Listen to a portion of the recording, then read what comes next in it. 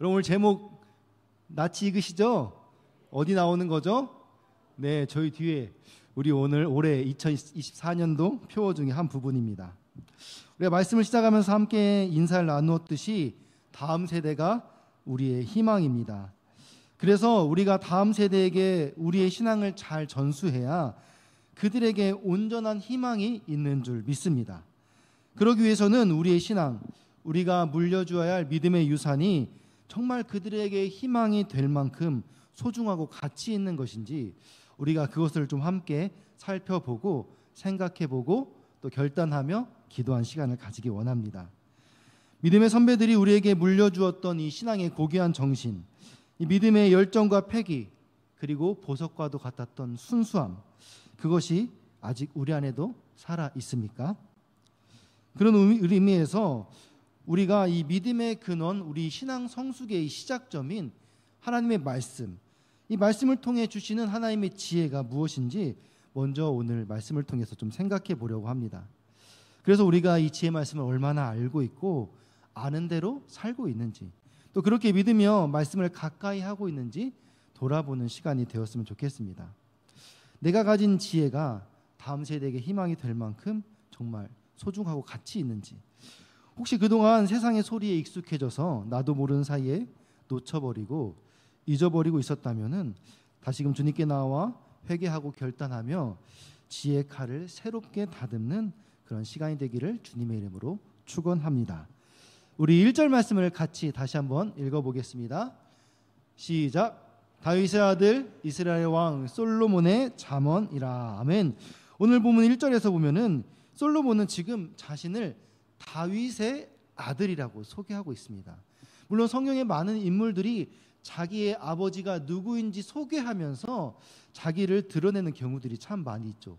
그런데 이 솔로몬의 경우는 약간 예외일 수 있어요. 왜냐하면은 그 아버지가 누구예요? 다윗은 뭐 소개할 때 자기를 뭐라고 해요? 이새의 아들 다윗이라고 소개하는데 사실 이새가 누군지 잘 모르잖아요. 그냥 그런가 보다 하는데 솔로몬은 자기를 소개할 때 이 다윗의 아들이라고 소개를 하고 있어요. 그러면 우리는 이제 얘가 지금 자기 아빠 자랑을 하는구나. 자기 아빠가 그냥 아빠가 아니라 다윗, 이스라엘의 가장 위대했던 그 왕, 그 아들이 지금 나다라고 이 다윗의 위대함을 드러내면서 지금 자기를 자랑하는 것이라고 우리는 또 쉽게 생각할 수 있어요. 그런데 지금 이 솔로몬이 자기를 이 잠언을 소개하는 첫 구절에서 내가 이 다윗의 아들이라고 소개하는 것은 그런 이유 때문이 아닙니다. 바로 이 자신이 쓴 이 잠언의 내용이 어디에서부터 흘러왔는지 그 출처를 밝히기 위해서 지금 아버지를 소개하고 있는 것입니다. 자신은 다윗의 신앙을 그대로 이어받은 계승자이며 자신이 잠언을 통해 기록한 이 모든 교훈은 사실 아버지 다윗의 신앙과 사상으로부터 왔다라는 것을 소개하기 위해서 말하고 있는 것이죠. 그도 그럴 것이 잠언 4장 3절에 보면은 한 번 더 아버지에 대한 이야기를 하는데 잠언 4장 3절 말씀을 같이 읽겠습니다. 시작. 나도 내 아버지에게 아들이었으며 내 어머니 보기에 유익한 외아들이었노라. 아멘. 특별히 잠언 4장을 보면은 솔로몬이 아버지의 훈계를 잘 들으라고 하면서 자기도 또한 누군가의 아들이었다라고 이야기를 하고 있습니다. 그러니까 자기도 아버지 다윗으로부터 훈계와 지도를 받아서 내가 이렇게 성숙한 신앙인이 될 수 있었다. 그러니까 너희도 아비의 훈계를 잘 새겨 들어라 라고 말하는 거예요. 그러니까 이 솔로몬이 얼마큼 아버지로부터 신앙을 잘 물려받았는지, 그것 때문에 자기가 이 지혜까지 이르게 되었는지를 소개하고 있는 것입니다. 그런데 다윗은 이 솔로몬의 미래를 위해서 단순히 말로 교훈하고 훈계하는 것에 그치지 않았습니다. 역대상 22장 5절 말씀을 같이 읽겠습니다. 시작. 다윗이 이르되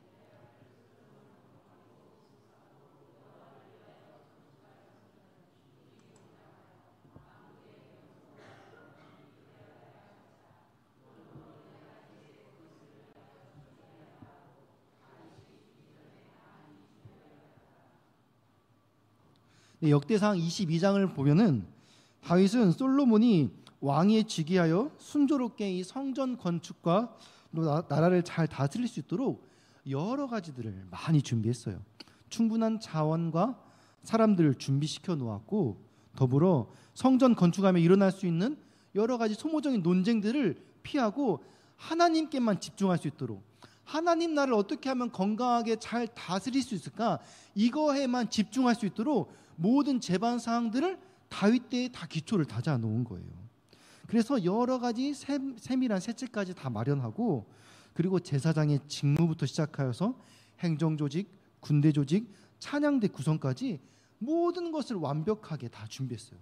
그러니까 이 솔로몬은 이 세세한 거 막 자질구레한 거 신경 쓰지 말고 성전 건축하고 하나님 나라 세우는 데만 집중해라 라고 다윗이 그냥 말로만 너 신앙생활 잘해야 돼, 하나님 잘 믿어야 돼 라고 가르친 게 아니라, 그러면 왕으로서 내 때에는 어떻게 하나님 나라 이스라엘 백성이 정말 하나님 백성답게 살 수 있는지 그거를 자기가 할 수 있는 한 최선을 다해서 아들의 때를 준비했다라는 것입니다.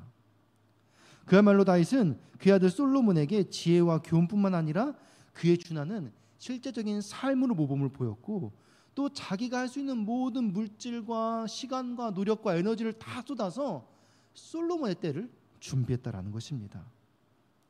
이것이 바로 오늘날 우리 세대가 본받아야 될 중요한 삶의 자세, 신앙의 자세인 줄 믿습니다.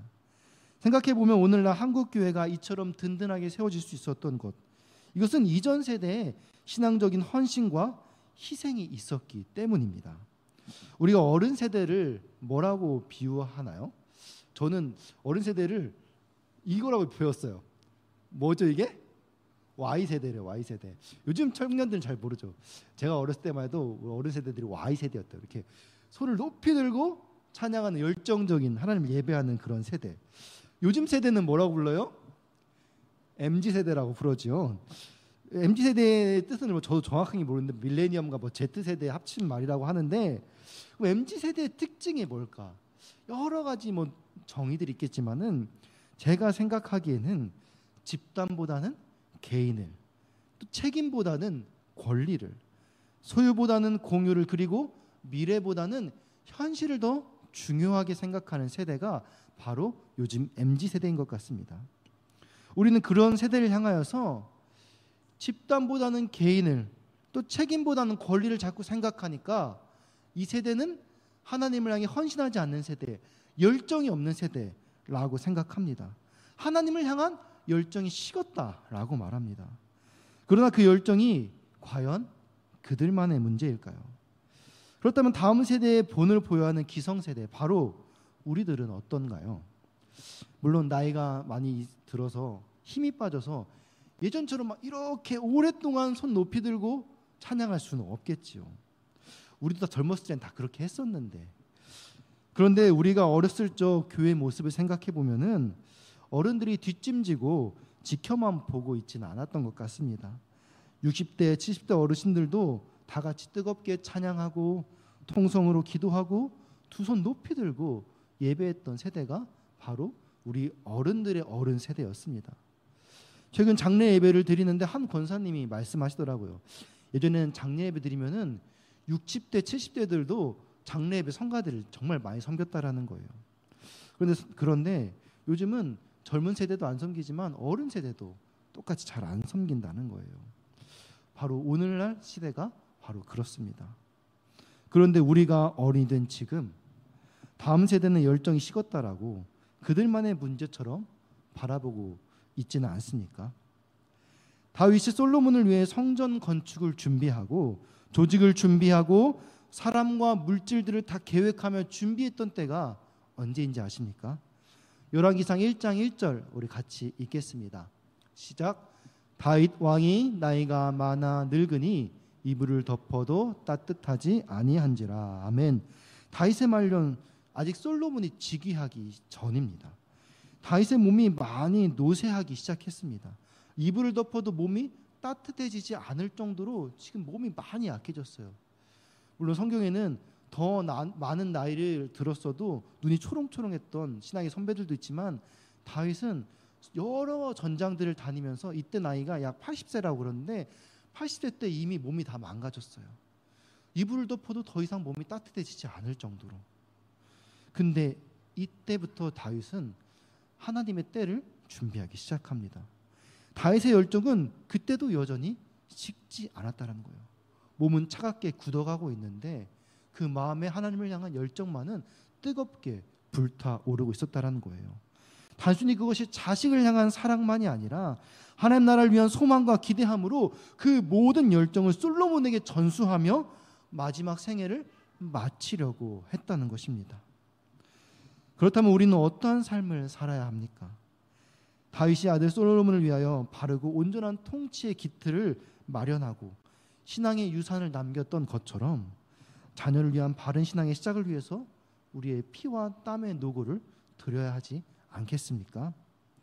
단순히 말로만 요즘 세대가 변했다 하지 않고 세대를 따라 우리의 열정도 변하고 있지는 않은지 스스로 돌아보고 신앙의 선배들이 우리를 위해 헌신했던 그 열정이 다시 한번 우리에게 요구되고 있는 때라는 것을 다시 한번 돌아보았으면 좋겠습니다.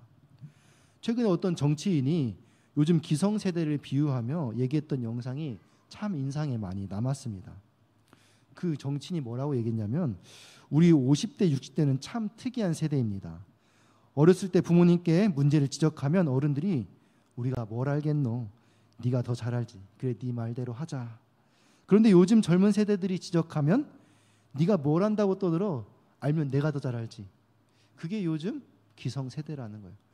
물론 젊은 세대들도 문제가 있겠지만은 마찬가지라는 거예요.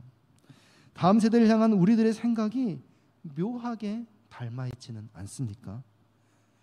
사실 우리는 부흥을 경험한 세대예요.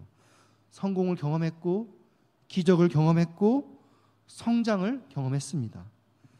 그러나 지금 세대는 실패가 익숙하고 미래가 불투명하고 늘 비교당하고 강자에게 굴복하는 것이 길들여진 세대입니다.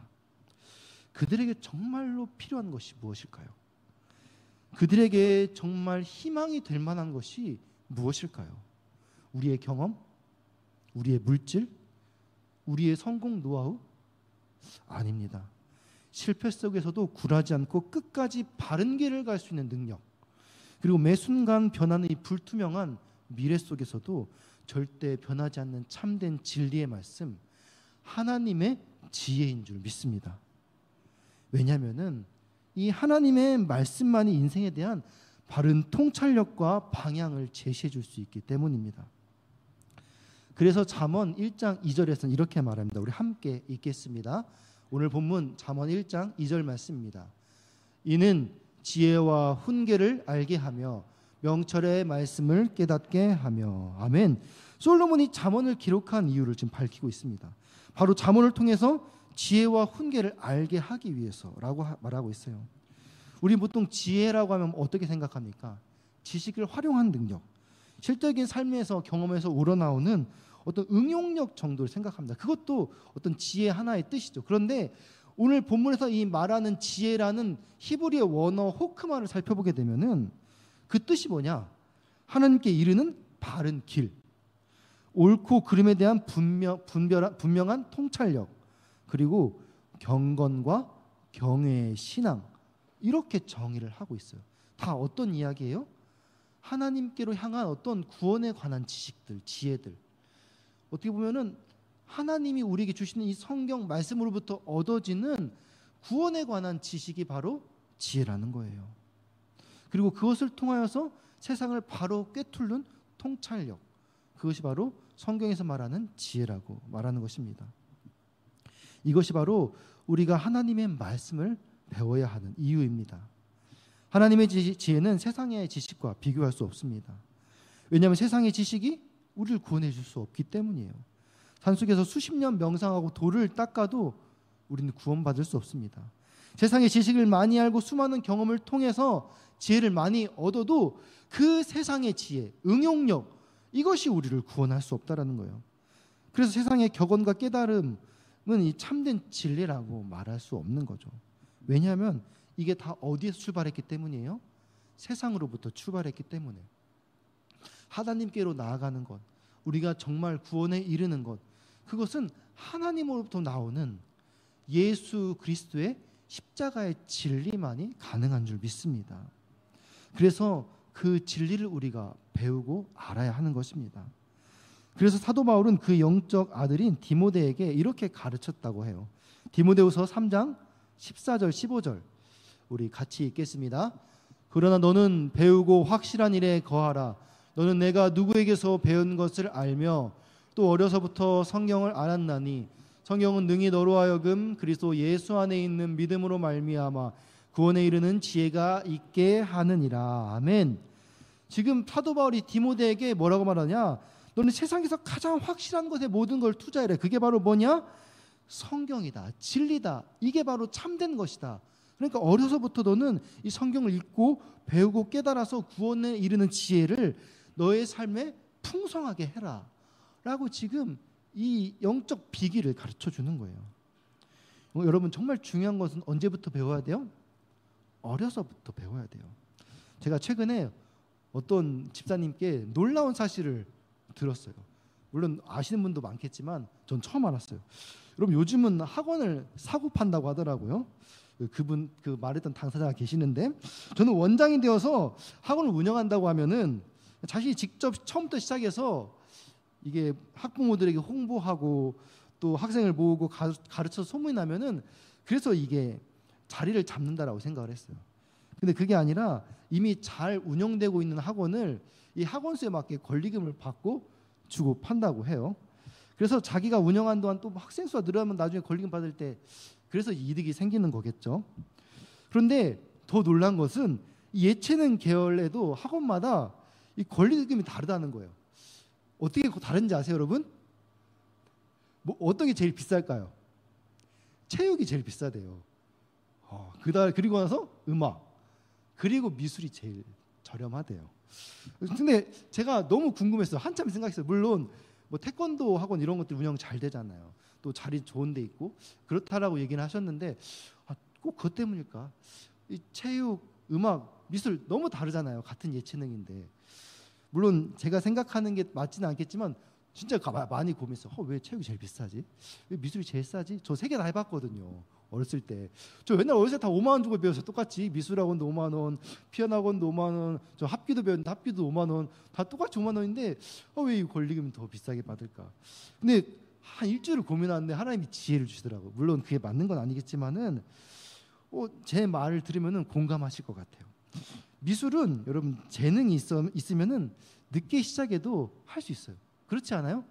유명한 화가들 중에 늦게 재능 발견하고 어렸을 때부터 집에서 끄적끄적 하다가 딱 했는데 이게 작품이 막 대박 나고 막 그런 경우 많잖아요. 여러분, 그런데 운동은 좀 그게 어려운 것 같아요. 어렸을 때부터 몸에 익히지 않으면은 이 재능만 가지고 어렸을 때부터 배운 사람을 나중에 커서 안 배우다가 운동을 해서 뭐 축구 선수들이 어렸을 때 막 공 좀 차고 놀았는데 배우지 않았다고 재능만 가지고 한다? 그래서 어렸을 때부터 엘리트 교육을 받았던 아이들보다 더 잘한다? 그런 경우는 거의 없는 것 같아요. 그만큼 코치가 훈련을 체크해주고 성실하고 꾸준하게 할 수 있도록 지도하는 것이 중요하기 때문에 학생을 유지하고 관리하고 이런 것들이 중요하기 때문에 권리금을 좀 더 비싸게 받는 게 아닌가. 그러나 미술은 좀 다르죠. 선생님의 그 손을 좀 덜 타기 때문에 좀 그런 경우가 좀 다르지 않을까 생각을 해봤어요. 근데 말씀도 마찬가지인 것 같아요. 여러분, 정말 중요하다고 생각하는 것은 어렸을 때부터 배워야 합니다. 어렸을 때부터 몸에 익혀야 돼요. 여러분, 말씀이 재능으로 깨달아집니까? 아닙니다. 말씀은 어렸을 때부터 여러분 유년부 때부터 뭐 유치부 때부터 막 외우고 배우고 익히고 실천해보고 하는 아이들은 어렸을 때 성경적 가치관이 세계관이 바로잡아져서 이 세상의 어떠한 그 물결과 세상의 유혹에도 잘 이겨낼 수 있어요. 그것이 잘못된 것을 단번에 알아챌 수 있어요. 그런데 이미 세상에 물들어 있는 사람들이 늦게 신앙을 가지고 배우면은 이게 맞는 것인가라는 것이 쉽게 분별하기 어렵다는 거죠. 물론 성령의 지혜로 깨달을 수 있지만은 말씀을 어렸을 때부터 배우고 익힌 사람하고는 다르다는 겁니다. 물론 구원은 예수님 믿으면은 단번에 해결은 받을 수 있습니다. 근데 그 믿는 것도 온 생의 전부를 걸어도 안 되는 사람은 또 잘 안 믿어져요. 그러나 이 말씀이 삶에 익히고 배워지기 위해서는 어려서부터 외우고 배운 사람을 따라가기란 쉽지 않다는 것입니다. 어려서부터 말씀이 몸에 배어 자란 다음 세대는 이 시대의 문화를 본받고 자라난 다음 세대들과 엄청난 차이가 납니다. 그래서 유대인들이 어머니의 신앙을 물려받는다라고 하는 거잖아요. 가정에서부터 어머니 젖먹이 때부터 이 말씀 신앙 교육을 하니까 유대인들의 지혜를 세상의 어느 누구도 따라갈 수 없는 것입니다. 우리는 바로 이 지혜를 소유하고 가르쳐야 합니다. 그리고 말씀 가운데 얻어지는 거룩한 통찰력을 가지고 어두운 세상길에서 하나님을 향해 바르게 나아갈 길을 자녀들에게 열어 주어야 합니다. 우리 본문 3절 같이 읽겠습니다. 잠언 1장 3절입니다. 함께 읽겠습니다. 지혜롭게 공의롭게 정의롭게 정직하게 행할 일에 대하여 훈계를 받게 하며. 그런데 우리가 이 자녀들에게 하나님의 지혜를 전수해 주어야 하는데 과연 우리 다음 세대가 우리가 물려주고자 하는 이 지혜를 정말 좋아할까예요. 하나님의 지혜는 오늘 본문 3절에서 뭐라고 말합니까? 의롭고 공평하고 정직하게 살게 하는 지식이며 능력이라고 말합니다. 그런데 사실 이 말은 요즘 세대 사람들에게는 좀 맞지 않는 것 같아요. 왜냐하면 그들은 무엇을 원하나요? 매우 실용적인 수단으로 지혜나 지식을 구하기 때문입니다. 오늘날 주목을 끄는 책들을 보면은 대부분 어떤 내용입니까?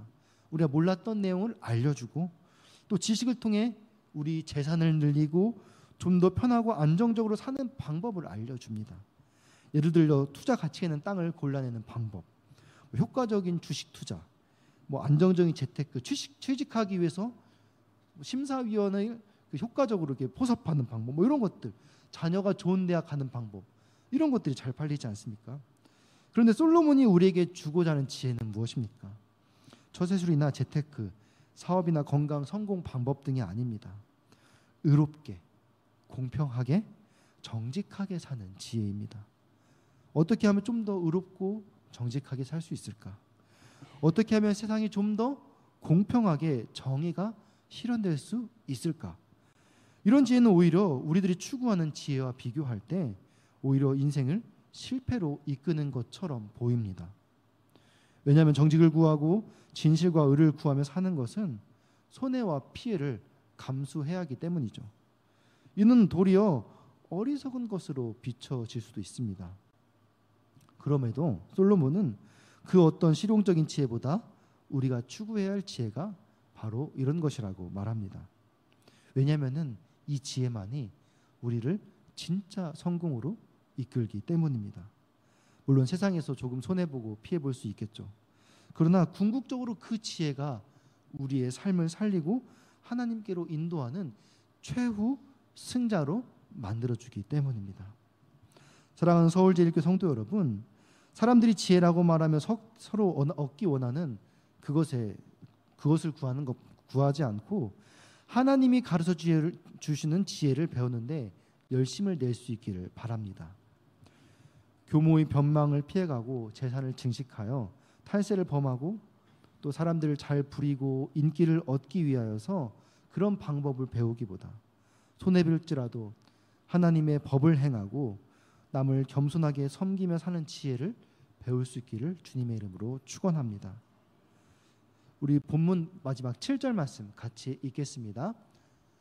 여호와를 경외하는 것이 지식의 근본이거늘 미련한 자는 지혜와 훈계를 멸시하느니라. 아멘.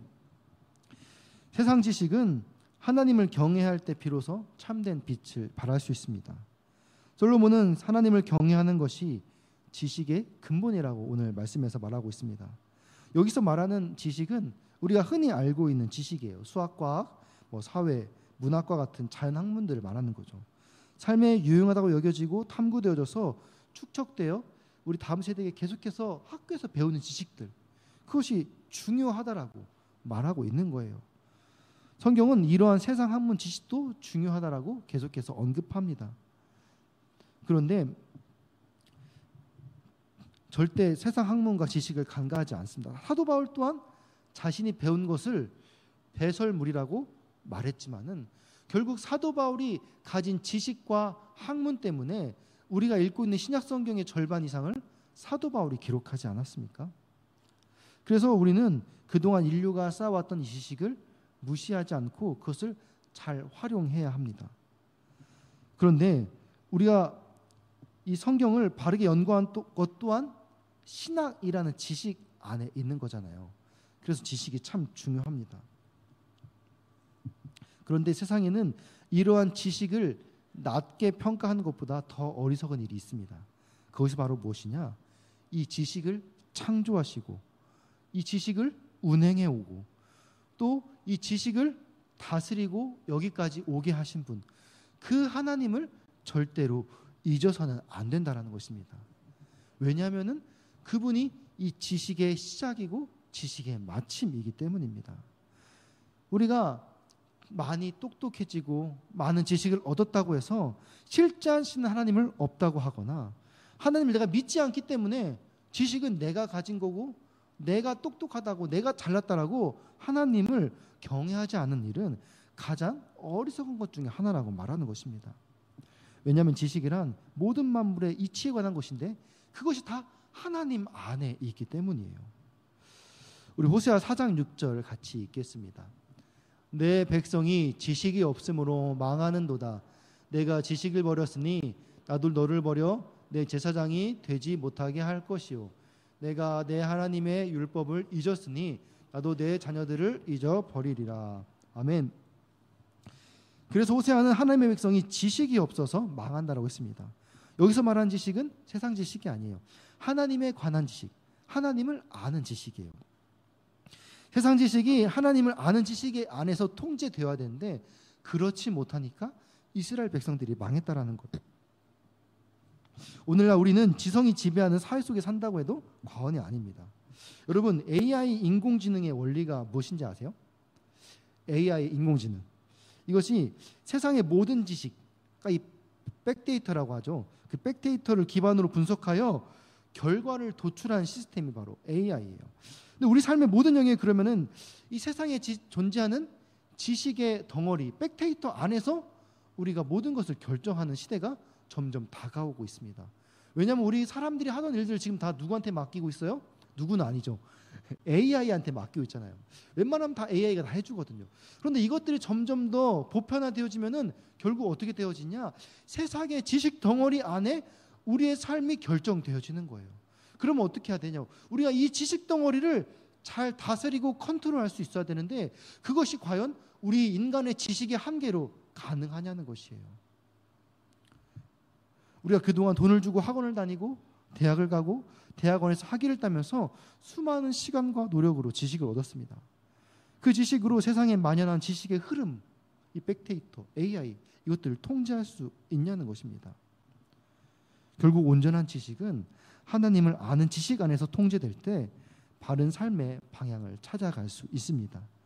지식이 머리에 가득 채워져 있어도 빈틈없는 논리력과 추리력을 가지고 있어도 우리가 인생을 망칠 수 있다라는 거예요. 우리가 정말로 시간을 투자하고 노력하여 배워야 할 것은 바로 하나님을 경외하는 방법을 배워야 되는 거예요. 왜? 하나님을 경외하는 것이 지식의 근본이기 때문입니다. 그래서 우리의 삶을 통해 어떻게 하나님께 영광 돌릴 수 있을까? 하나님이 기뻐하신 일이 무엇일까? 지금 내 삶에서 하나님께서 원하시는 것이 무엇일까? 날마다 이런 고민을 가지고 말씀 앞에 설 때 성경이 주는 지혜와 능력으로 우리의 삶이 더욱 풍성해질 줄 믿습니다. 그것을 우리 다음 세대에게 전해줄 때 그것이 우리 자녀들에게 진정한 희망과 미래가 될 줄 믿습니다. 말씀을 마치려고 합니다. 사랑하는 서울제일교회 성도 여러분, 솔로몬은 인류 역사상 최고의 현자라고 불렸습니다. 그리고 최고의 부와 명예를 누렸던 최고의 왕이기 전에 최고의 지혜자였습니다. 그런데 놀랍게도 그는 이 자기가 누린 이 지혜를 자기인 사람들에게만 전하지 않았어요. 어리석은 자들에게 전하여 어리석음을 깨닫게 하고 또 현명한 사람들은 이 지혜를 또 얻어서 학식과 지력을 더하여서 이 지혜가 다음 세대까지 전하도록 노력했던 사람입니다. 잠언은 삶의 지혜서로서 우리가 부분 또 많이 읽고 있어요. 그리고 31장으로 구성되어 있기 때문에 31일 한 달에 한 장씩 읽기 딱 좋아서 책으로도 많이 나오고, 그래서 우리가 그것을 그때그때 읽으면서 익히고 배우는데 많이 시간을 쓰고 있습니다. 그런데 이 지혜의 부분 삶을 새기는 것도 중요하지만은 먼저 솔로몬이 이 잠언을 쓴 목적과 그의 정신을 생각하며 우리 자녀들에게 무엇을 가르치고 물려주어야 할지 생각해 보아야 합니다. 우리가 잠언을 읽을 때 솔로몬의 마음도 함께 읽어야 하는 것입니다. 그러할 때 하나님의 지혜가 우리에게 보다 깊이 가슴에 새겨져서 우리 자녀들의 삶과 생명에 진정한 변화를 일으키게 될 줄 믿습니다. 그렇게 잠언에서 가르쳐 주시는 하나님의 지혜, 성경 말씀을 통하여서 계시해 주신 하나님의 본체, 그분을 경외하는 삶을 통하여서 하나님께 영광 돌리고 우리의 다음 세대도 하나님께 온전한 예배드리는 그런 세대로 잘 신앙을 전수하여서 그렇게 다음 세대에게 희망을 전하는 우리 서울제일교회 모든 성도님들 되시기를 주님의 이름으로 축원합니다.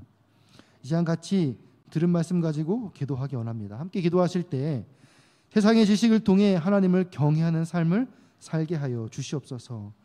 하나님의 말씀대로 의롭고 정직하게 겸손하게 살게 하여 주옵소서. 다음 세대에게 삶으로 하나님의 지혜를 전할 수 있도록 나의 삶을 만져 주옵소서. 특별히 2024년도 전도의 표어에 맞게 나의 삶이 복음의 통로가 될 수 있도록 하나님의 마음을 온전하게 부어 주옵소서.